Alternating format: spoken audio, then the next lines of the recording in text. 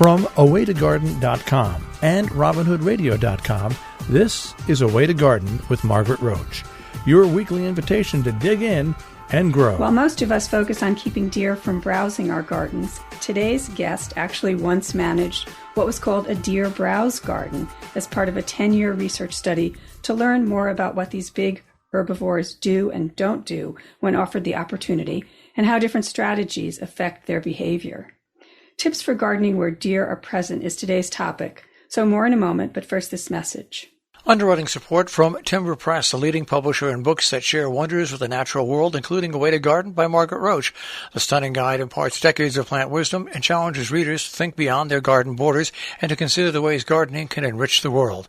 Available everywhere books are sold and at timberpress.com. They invite you to come grow with them. Today's guest is Brad Roeller, who has held top horticultural positions at the Cary Institute of Ecosystem Studies in Millbrook, New York, and at the New York Botanical Garden on a private estate. He's currently a trustee at Innisfree Garden in Millbrook, where he'll give a virtual talk on Wednesday afternoon, February 23rd, on our topic today, effective solutions for dealing with deer. Hi, Brad. I know everyone's looking forward to this. And I know this will be a popular topic for sure. You actually had a deer browse garden, which I love. I just love the idea of that. And it's like, most of us are like, no. Yeah. How would you like to design a garden for inviting deer into it? But yes, I did. It was, I'll give you a brief background on it. Yeah. I started off working in the 1972 at the newly formed Cary Arboretum of the New York Botanical Garden, which became the Institute of Ecosystem Studies. And working on an arboretum and having display gardens and things like this, obviously deer were always problematic in there. So I've had to deal with deer for over 40 years in my career. Yes. And it's always the top question that people ask, or one of the top questions, what can they plant that deer won't eat? And that coincided with a lot of research that the Cary Arboretum and then the Institute of Ecosystem Studies was doing in wildlife management. We had some postdoctoral associates who specialized in white-tailed deer management and some biologists. So basically, there was a lot of work going on deer, especially with their potential harmful effects on the environment. But I was more interested in their impacts on landscape. So out of that grew an idea to develop a garden which we can assess several things with deer. And actually, I was approached by Dr. Paul Curtis up at Cornell University, who had just completed, this is in the early 1980s, just completed his list of which categorized popular woody ornamentals for any inherent resistance to deer browsing. And this had been done at agricultural field stations around the state in kind of nursery situations in there. And he wanted to substantiate his work. And what was needed was assessing this inherent resistance in a more typical landscape setting. And right. So that's right. That's where you came in. Right. Yeah. And we were getting ready to landscape a large area. So out of that grew traditional landscape design, but purposely interplanted in a landscape design were several different classes of vulnerable plants in there. But I also wanted to do a few other things other than substantiate the work that Dr. Curtis had done. By that time of the Arboretum, I had come in contact with literally thousands of Asian and European counterparts of our North American trees and shrubs in there. And I noticed that in our woody collections, or where we were evaluating them, several were resistant to deer browsing. So I wanted to test a lot of plants that weren't on any deer lists at the time. Right. I also wanted to show homeowners what could happen if no protection measures were put in place in there. And then the biggest thing that I did was, in addition to evaluating individual plants, I also wanted to evaluate numerous methods of deterring deer through either spray-on repellents, scare devices and tactics, physical barriers such as fencing and things like this. So I did that as well. Does scare tactics include going out and screaming at the top of your lungs? Yes. Well, actually, I had motion detectors, and I had AC/DC blaring at high volumes and things like this. But these are the things that have, motion detectors, scarecrows, all sorts of things like this. I even had a few people approach me to some chemical companies and entrepreneurs looking to do some efficacy studies on their either spray-on repellents or scare tactics. I had something I called the clapper, which made two pieces of wood which banged together, again, motion detector, things like this. So this went on for about 10 years, Margaret, this evaluation. And I did annual surveys, periodic surveys to evaluate that, and collated all the information and put it out to the public. So I know with your talk, and again, it's going to be Wednesday afternoon, February 23rd, 2022, and it's virtual, and I'm going to give, with the transcript of the show over on awaytogarden.com, we're going to give the information on how people can get a ticket for that. And you're going to talk about, really how we've gotten to the densities of deer population that we have today, and how they affect our lives, how they affect the environment, which we were just referring to a minute ago. And then in the talk, I know you've told me, comes the part that today's listeners are eager for, some of the strategies, the tips. Right. And so, I assume you use not counting on one thing, but more of a multi-layered strategy. You've, as you said, you've evaluated barriers, repellents, all kinds of things. So where do you usually begin? Like, do you ask people to look at, like, how heavy is their deer pressure before they take a strategy? Yeah, relies on kind of 11 different strategies, and I can quickly go through them. Okay. Obviously, starting with proper plant selection in there, and there's hundreds. I bet I have hundreds of plant lists from state agencies, garden clubs, you name it, on deer-resistant plants in there. It's important to remember that while they may have been effective in certain landscapes, what deer select in one landscape, they might turn their nose at in your landscape. So there's a lot of other factors, which I'm going to talk about briefly, that comes in to do this. But start with those plant lists. And obviously, if you have deer pressure, right. So when you're looking to landscape or add new plants, that's a good thing to have in your hip pocket. Obviously, everybody knows that the gray foliage, the woolly or hirsute foliage, the plants with the aromatic plants are all resistant and things like this. But as I say, I've seen landscapes where deer will not bother hostas or daylilies, and I've seen other landscapes where they're just hammered in there. Sure.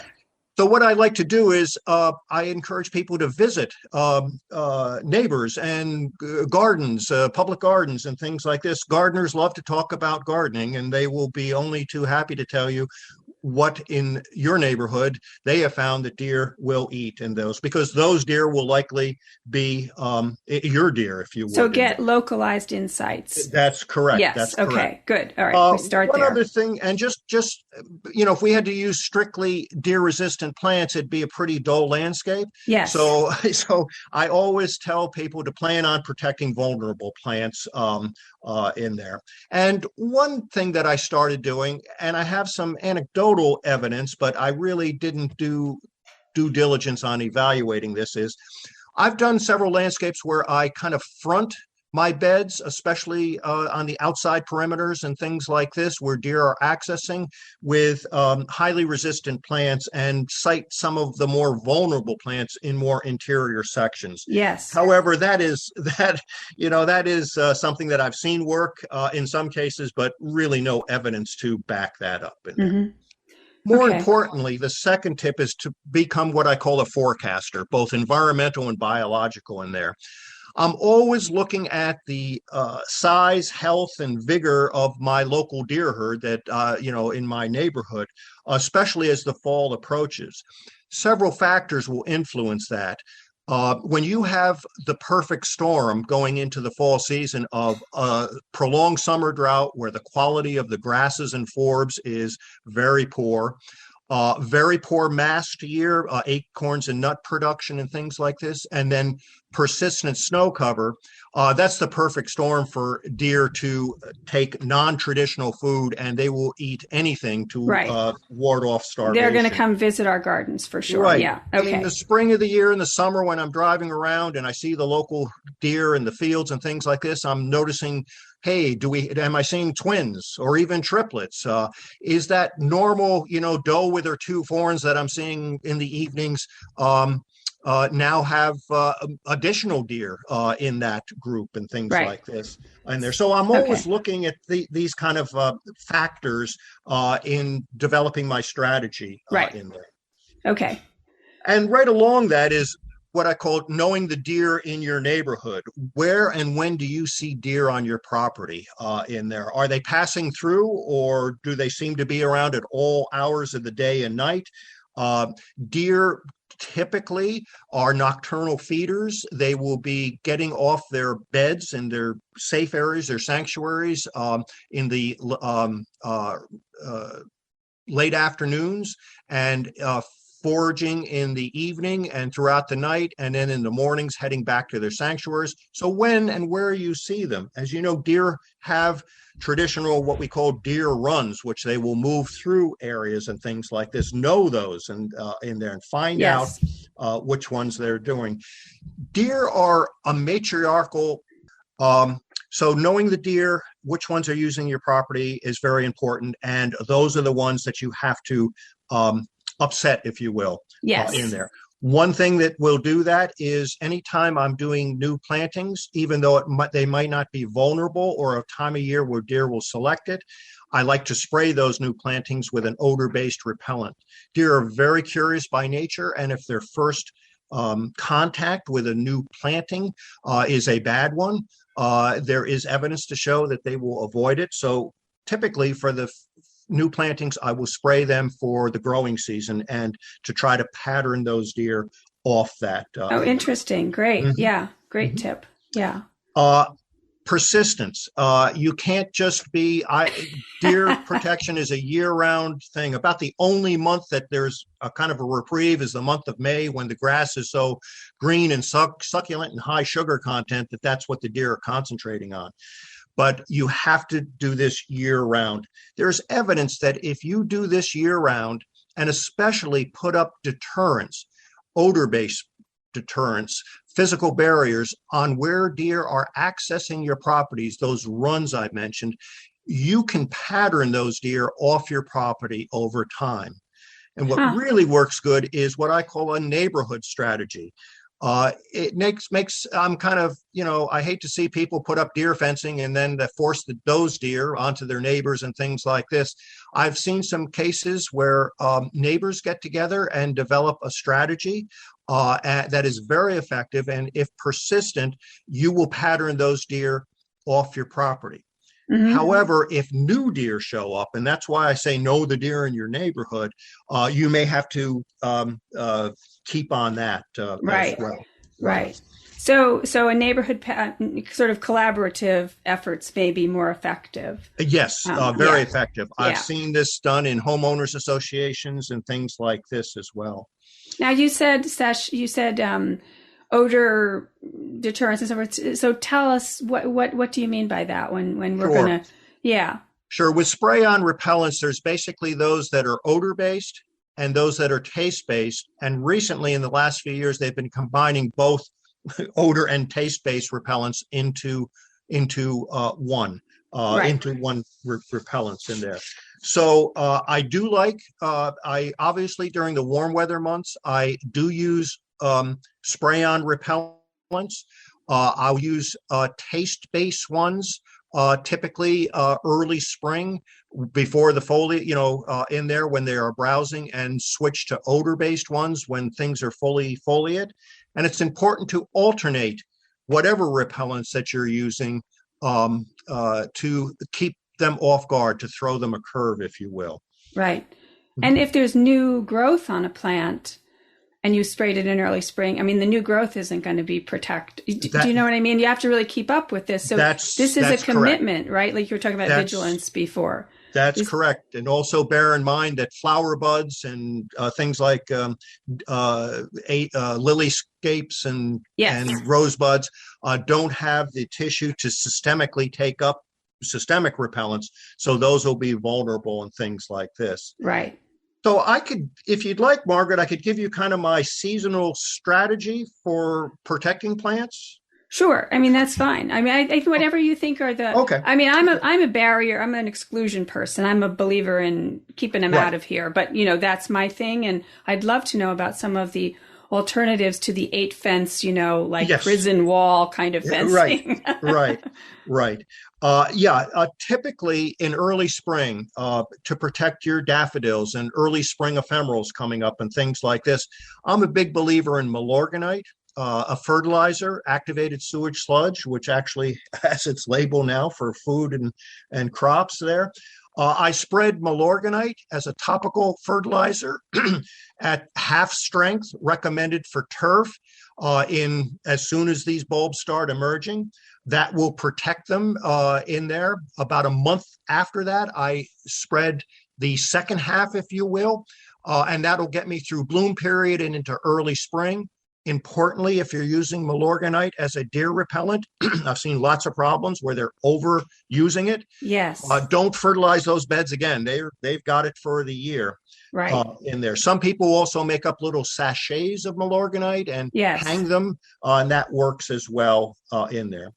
But once we have full leaf expansion, I go to my spray-on repellents in there, typically alternating between odor and taste-based ones. There's a plethora of them out on the market.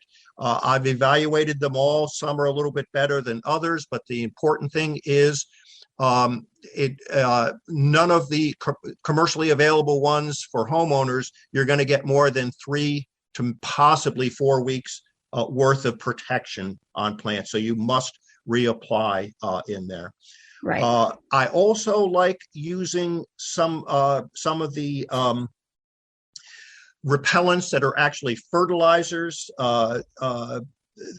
in there, like Bobex, and there's some other ones. Even Coast of Maine fermented salmon food is a great fertilizer, but also repellent. So when I'm looking for foliar feeds on roses or things like this, I might also use them as well. So you get like double duty out of something that you needed anyway. Okay. Right. Okay. However, as the season winds down into late summer, early fall, I kind of develop my strategy for winter protection based upon those forecasts that I've seen, size of deer herds, health, mast, summer droughts, snow cover, and things like this. And if the conditions, that perfect storm, I will definitely rely on physical barriers, deer fencing in there. Yes. And if you're smart and design your landscapes, I typically have galvanized metal pipe driven into the ground at grade level that accommodates 6-foot wooden stakes that has 6.5-foot deer fencing or deer netting, all labeled for the beds and things like this. So literally on a Saturday afternoon in late October, I can put up my physical barriers for the winter time and things like that. Okay, so you have buried into the ground a piece of metal pipe that's like a receptacle. It's the female. And then you have the posts with the wire or the mesh already attached to them. And then you roll that out and you stick them in. Okay. And that's very interesting. So that's a seasonal fence. Okay. Now for individual specimens out in the yard and things like this, I use just regular 4-foot snow fencing with iron posts, substantially driven into the ground. It's got to be rigid and strongly wired, and there's tips on the webs on how to do this on this. And if you have that perimeter about 18 to 24 inches from the furthest branches, if you will, that will work excellently. You'll have 100% success in there. If it's too close, they'll find weak point, or if it's too weak, they'll actually lean against it and start browsing on your conifers or rhododendrons or wherever you're protecting. Right. If it's too far a perimeter, they'll jump inside, browse, and then jump out in there. So that 18 to 24 inches seems to be the things. And they don't like to go inside what is perceived to be, even if it's not from an 8-foot fence barrier, even a lower fence, like a vegetable garden, if it had a fence, a 4 or 5 foot fence, it will look intimidating. They won't want to jump in. So small areas, even small vegetable gardens, you can get away with a 4-foot fence, 4-foot electric picket, whatever you want. Larger areas where they can see across and things like this, they will jump that in there. So you don't want to use low fencing for large areas. Low fencing is for individual specimens or small areas. Okay. Now, for large areas, if you don't want to go for the 7.5 or 8 foot conventional deer fencing, which a lot of people do, I've used what I call double perimeter fencing in there.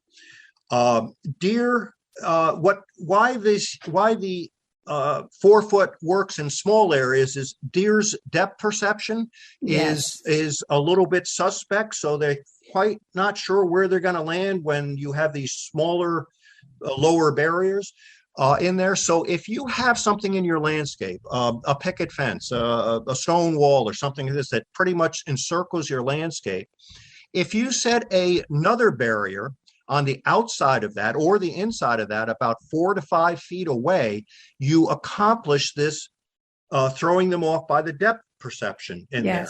And I have done this with something as simple as monofilament, which they cannot see in there, kind of throws them off. And I reinforce that by hanging some sachets or some scent darts with a really strong odor-based repellent or an essential oil like oil of wintergreen in there. And I also cut some ripstop white nylon in the shape of a deer's tail and hang a few of those on. For the deer, when they're alarmed, will do a flag. They'll hold up their tails. Probably many of you have seen that. It's an alarm mechanism. Yes, absolutely. And how the scent-based repellents work is deer's sense of smell is their primary defense mechanism. If you have a strong odor in your landscape, they are very tentative to go into it because they can't rely upon that defense mechanism. Right. How to in there. Yeah. So we have a couple of minutes left, and I just want to make sure are there any other really key strategies that we need to know, since obviously people can, if they wish to join the talk and hear more, they can do that. But any other key strategies that we want to hit on, because the parallel fence, the 2 4-foot parallel fence, 4 or 5 feet spaced apart, is such a great, it can be attractive, and you can plant in between them, and it can be a nice addition to your landscape. It doesn't have to look again like a prison. So that's correct. I have seen some really neat landscapes with this in that didn't look it looked fine. It looked very good. So is there like one more tip that we want to share? I pretty much went at warp speed to give you some of those because tips. I heard that the professionals are using a chemical repellent that's and I didn't know about it. Thank you, Margaret. You are correct. I didn't mention it because it's not available to homeowners. The best, in my research, the best spray-on repellents are what we call thiram-based. Thiram's a fungicide, and it's a very effective repellent. There is now, and there are some products on the market that homeowners can buy that have thiram in it, but not at the concentrations needed. You can have your local landscaper who has a pesticide applicator's license spray on a product called Deer Pro. It's a restricted use pesticide, so it's not available to homeowners. But typically, if I spray this on in early November on vulnerable plants for winter protection, I will get all winter protection with one spray on repellent if it's done under ideal conditions. One last tip, Margaret, quickly. If you or your professional is spraying on repellents during the wintertime, it is essential that you pick a day like today. The product has to dry on the on the leaf surface, and during winter it takes a long time. If that product is not dry before the temperature dips below freezing, you can have, I'll put it this way, I have carousels of slides of winter injury on conifers and broadleaf Yes. rhododendrons, strictly due to the repellent froze on the plant and caused tissue damage. Yeah. So pick a good day. Okay. Pick a good day. And keep after them. And be persistent. Absolutely. Well, Brad Roeller, thank you so much for some of these deer tips. And again, I'll be tuning in, I know, to your lecture for Innisfree Garden on Wednesday the 23rd. And I'll talk to you again soon, I hope. Thank you. Thank you, Margaret. Been fun. Okay. Underwriting support from Timber Press, the leading publisher in books that share wonders with the natural world, including A Way to Garden by Margaret Roach. The stunning guide imparts decades of plant wisdom and challenges readers to think beyond their garden borders and to consider the ways gardening can enrich the world. Available everywhere books are sold and at timberpress.com. They invite you to come grow with them. And I hope I'll talk to all the rest of you soon again, too. Now, don't miss an episode. You can subscribe free to the podcast version of the show on Apple Podcasts or Stitcher or Spotify, and you can find me anytime at awaytogarden.com and on Facebook and on Instagram as @awaytogarden. And happy gardening, preferably without the deer, meantime. A Way to Garden with Margaret Roach is a joint production of awaytogarden.com and the smallest NPR station in the nation, Robin Hood Radio.